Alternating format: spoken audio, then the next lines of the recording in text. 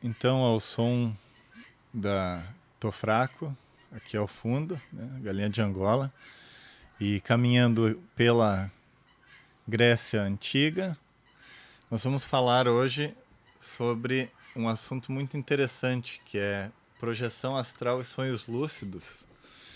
E porque o que acontece? Eu e minha esposa, nós estávamos conversando hoje pela manhã, que hoje eu sonhei com o meu pai, né? Que ele faleceu há quase 2 anos, eu acho. E, e era um sonho muito lúcido, né? É, e coerente. E a gente começou a conversar sobre esses tipos de sonho, muitas vezes desempenhando algumas tarefas de resgate, alguns objetivos, né? Que são diferentes de sonhos caóticos, né?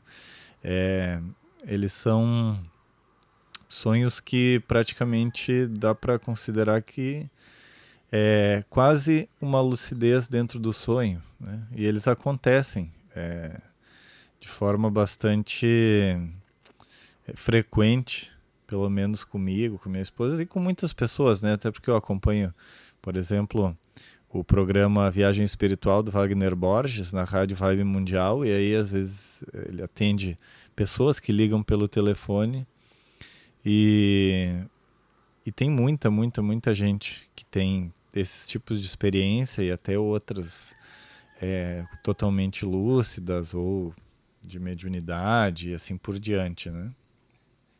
Então, eu peguei aqui alguns autores, né, que falam sobre projeção astral e essa questão da, às vezes, dificuldade de rememoração, né? Então vamos dar uma pincelada aqui sobre o que esses autores falam sobre esse assunto.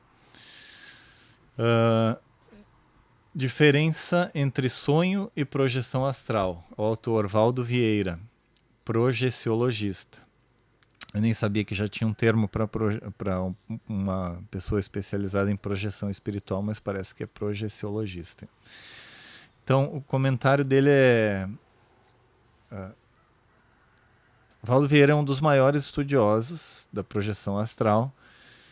Diferencia claramente os sonhos comuns das projeções conscientes. Ele argumenta que o sonho é uma manifestação mental subconsciente, enquanto a projeção é uma experiência real fora do corpo.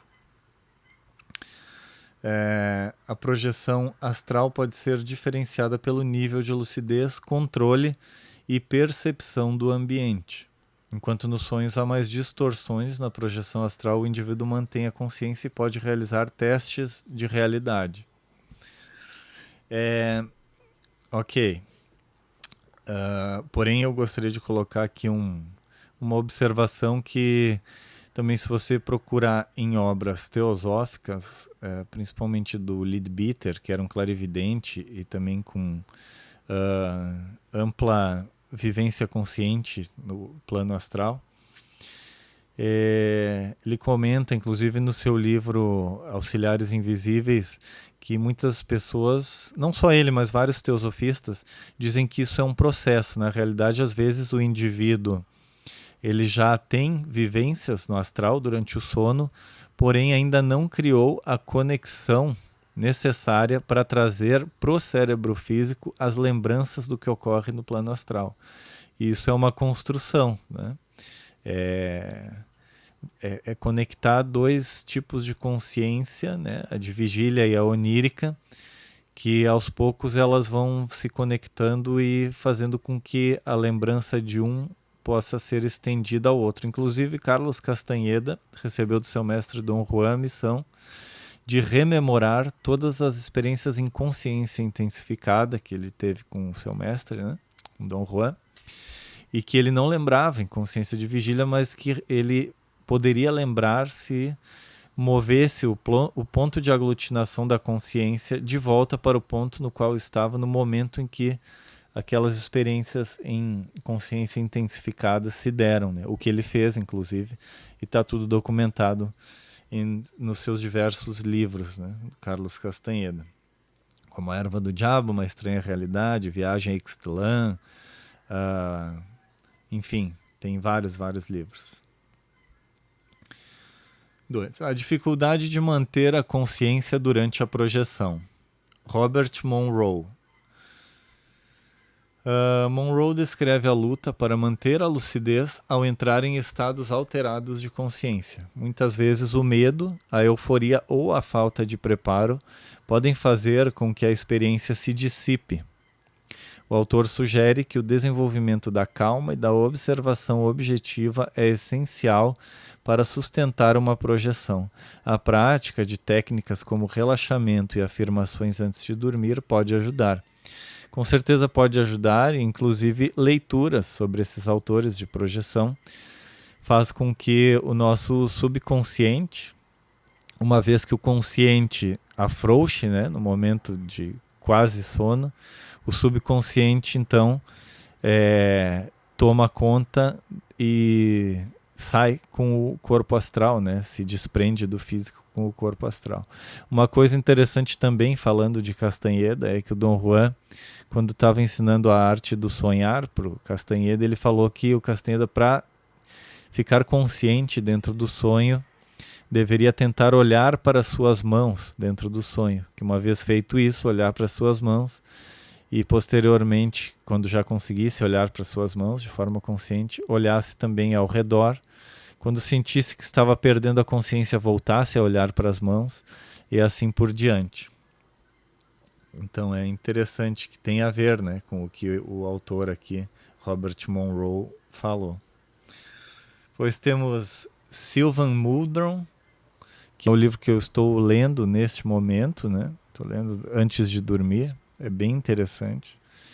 E, se não me engano, foi um dos primeiros, aí, se não o primeiro, a falar sobre o assunto.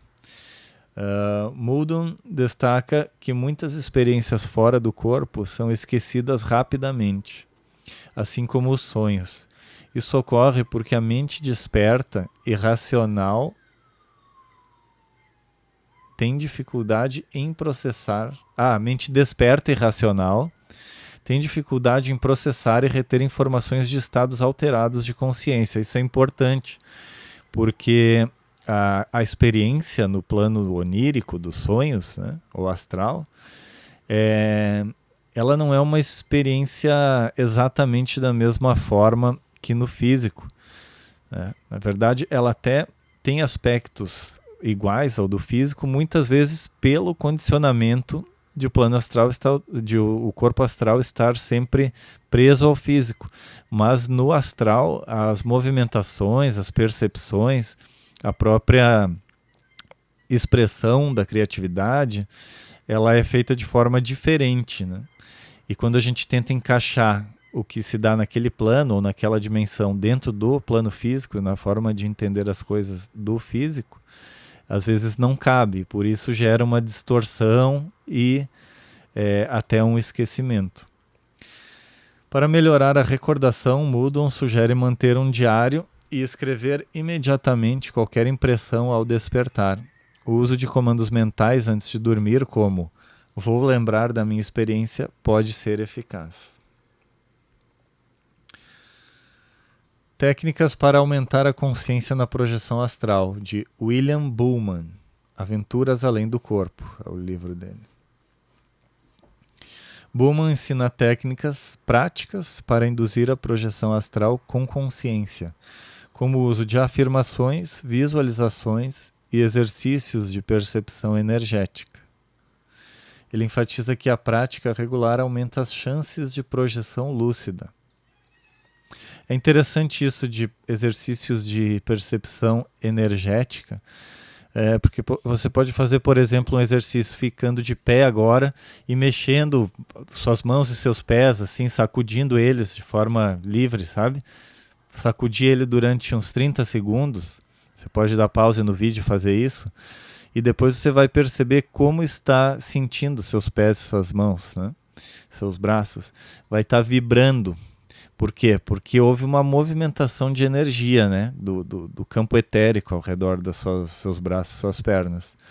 E fazer isso também antes de tentar a projeção, faz justamente com que haja uma movimentação dos nossos corpos sutis.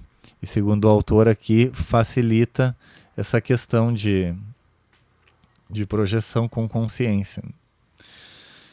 Métodos como a técnica do olhar fixo, manter a atenção em um ponto no ambiente ao deitar, e a técnica da corda, imaginar-se subindo por uma corda invisível, são eficazes para induzir a projeção e manter a lucidez, diz o autor.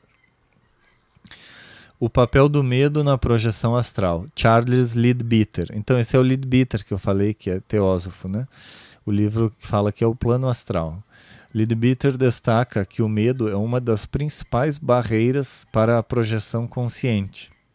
Sensações como paralisia do sono e vibrações intensas podem assustar, levando a pessoa a recuar para o corpo físico.